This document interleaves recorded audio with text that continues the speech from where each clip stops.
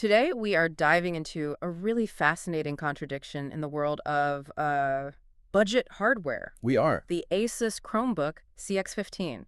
This is a huge 15-inch laptop that was selling for, get this, $159. Shocking price. And it's not just the price of the big screen, it also boasts military-grade durability. Right. So our mission here is to really test that core marketing claim from ASUS, that this machine can handle both productivity and entertainment.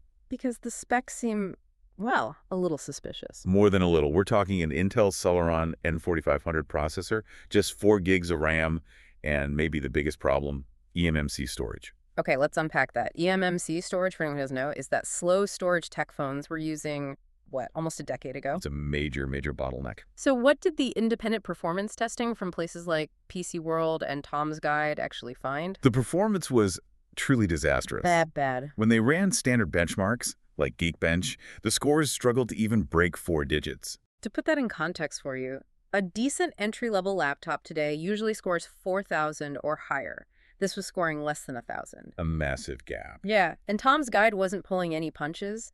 They called it one of the weakest performing laptops they'd reviewed in a long, long time. And PC World basically said the same, calling it the slowest Chrome OS machine they've tested in years. So what does that mean in the real world for everyday use? It means the performance doesn't just slow down, it completely collapses the second you push it beyond, the most basic tasks. And there's a very specific limit, right? Exactly. Reviewers found that the breaking point was around 6 browser tabs. Just 6. 6. Or trying to stream video above 1440p. That was enough to just bring the system to a grinding halt. When you think about how many people keep 20 tabs open without a second thought, 6 is nothing. Okay, but this is where it gets really interesting. Yeah. Because the build quality, the physical laptop, Yeah. it completely defied those terrible performance numbers. It absolutely did. You'd expect a $160 plastic laptop to be, flimsy. Right, it should flex and creak all over the place. But no. The sources all confirm the chassis is surprisingly rigid. That big 15-inch display doesn't wobble, and it actually holds that military-grade durability rating. So it's certified to withstand shocks, vibration, temperature extremes. So you have a laptop built like a tank, but with the engine of a lawnmower. That's a great way to put it. And if you look at the keyboard and trackpad, that trade-off becomes even clearer. The keyboard is actually decent. Really? Yeah, it has good key travel, nice tactile feedback.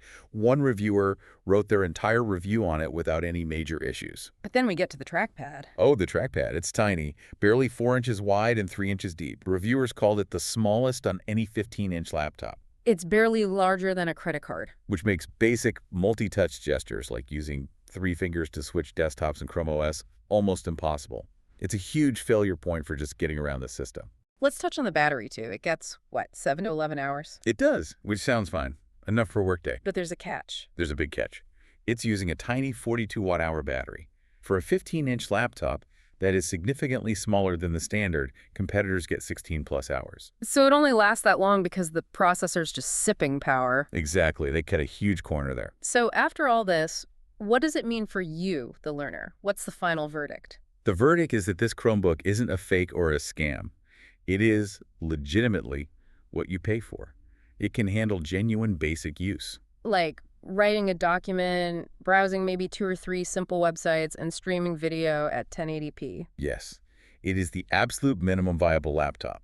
It's functional for its price, about the cost of dinner and a movie, but only if you understand those severe limitations. You cannot multitask, not even a little bit. So this deep dive really shows you how critical it is to look beyond those flashy marketing claims, productivity ready or military durable. You have to understand what rock-bottom performance truly looks like today. And that leaves us with a really important question for you to think about. If a $159 machine can achieve military-grade durability, something we usually associate with expensive, rugged devices, while failing at basic multitasking, what assumptions do we need to question about the actual cost of performance versus the cost of build quality is something for you to explore.